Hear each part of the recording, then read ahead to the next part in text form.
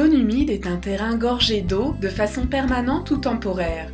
La végétation, quand elle existe, y est dominée par des plantes hygrophiles, c'est-à-dire des plantes qui se développent grâce à la présence d'eau dans le sol. Les zones humides peuvent revêtir plusieurs aspects: tourbières, prairies ou forêts humides, marais, et se trouvent parfois là où on ne s'y attend pas. Mais quelle que soit leur forme, les zones humides assurent des fonctions indispensables à l'homme.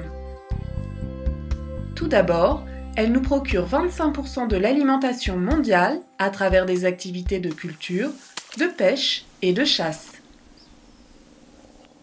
50% des espèces oiseaux qui se nourrissent ou qui nichent, même sur des zones humides. Alors, parmi les oiseaux, vous avez l'emblématique courlis qui va venir se nourrir. Vous avez le râle des genêts aussi qui vient régulièrement dans notre région. Vous avez le grèbe castagneux et vous avez aussi le bruant des roseaux c'est un petit passereau là, qui n'est pas trop facile à voir mais que vous allez certainement entendre chanter.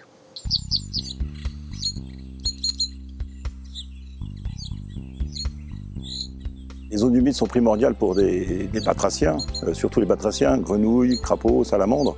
Vous avez des espèces comme la rainette verte ou les grenouilles rousses qui vont dépendre de ces zones humides, qui vont pondre dans l'eau. Et les autres qui trouvent aussi leur intérêt, c'est les insectes, et notamment les odonates, toutes les libellules que l'on peut voir et qui se développent, dont les larves se développent dans l'eau et qui vont après sortir sur la végétation. D'un point de vue végétal, en France, il faut savoir que c'est 30% des espèces végétales menacées et remarquables qui vivent sur ce type de milieu, ces zones humides. Alors, comme ici, vous avez notamment la drosera, qui est une plante carnivore qu'on va retrouver facilement sur ce site. Mais la préservation des zones humides ne se limite pas à leur intérêt biologique. Les zones humides contribuent également à l'alimentation en eau des nappes phréatiques. Certaines sont des réservoirs d'eau potable indispensables à l'homme. Le territoire de Belfort est un département petit, mais relativement dense en population et en activité. Donc du coup, les ressources en eau qui sont exploitées actuellement ne permettent pas en fait de couvrir les besoins pour l'ensemble de la population et des usages. Et on sait également sur le bassin de la Savoureuse notamment, qui est un bassin qui est en déséquilibre quantitatif, que les débits dans les cours d'eau ne permettent pas non plus de satisfaire la vie des milieux aquatiques. Donc pour pallier ce déficit en eau, la communauté d'agglomération belfortaine importe notamment de l'eau qui vient directement de la rivière du Doubs via l'agglomération de Montbéliard.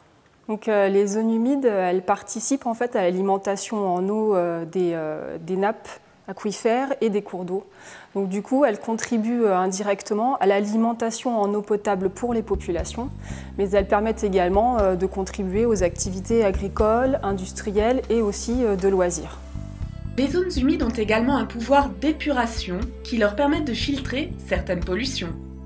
Les propriétés épuratoires d'un sol dépendent de deux critères, ses caractéristiques microbiologiques et ses caractéristiques physico-chimiques.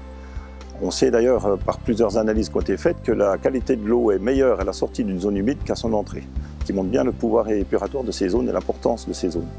Les zones humides ont également une autre vertu. Elles nous protègent des crues et des sécheresses. Donc, on peut assimiler en fait leur rôle semblable à des éponges qui sont capables d'absorber en période humide et à restituer l'eau progressivement en période plus sèche.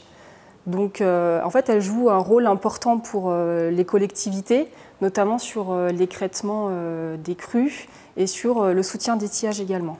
Nous nous trouvons à Fontaine, dans le bas du village, qui est en fait le lit majeur de la rivière Saint-Nicolas. C'est pourquoi derrière nous, il y a cette grande plaine, ce qui est une plaine inondable parce que dès qu'il pleut, et en particulier au printemps, en automne, eh bien, nous nous trouvons à Fontaine devant une plaine liquide. Ce sont des prairies de fauche ou des prairies de pâture parce qu'ils ne sont pas labourables.